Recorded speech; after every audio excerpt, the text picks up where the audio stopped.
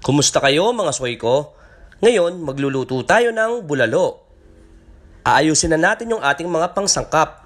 Puputulin natin yung ating pechay bagyo, yung ating repolyo, tatanggalin natin yung kanyang matigas. Yan, puputol-putulin natin. Gayun din yung mais. Lalagyan natin ng sibuyas.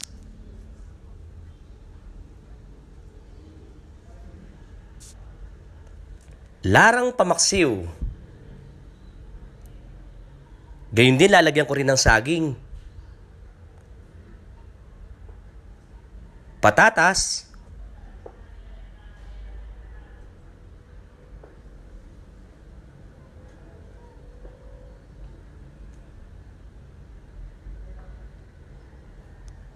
Tsaka yung ating sang.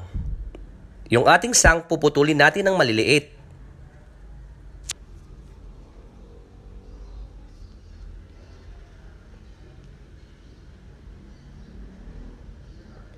Yan, tara, balawan na natin.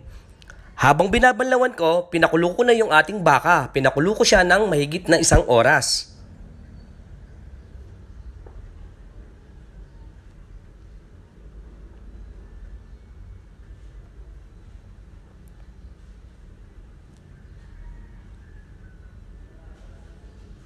Tignan na natin.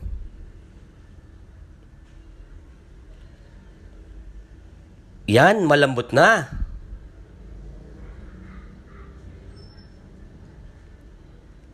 Pag malambot na, ilalagay na natin yung ating mga pangsangkap.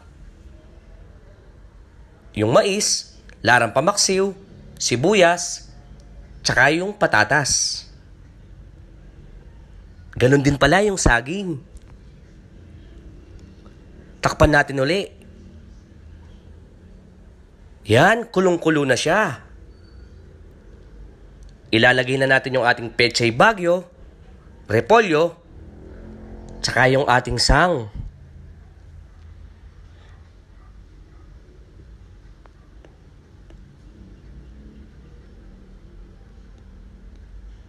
Yan, sabay-sabay na nating ilalagay. Itulak lang natin na pababa para lumambot yung ating gulay.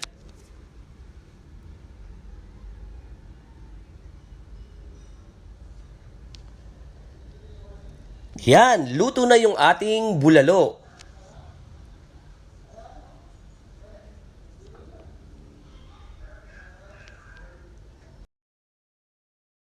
Tikman na natin. Kain tayo.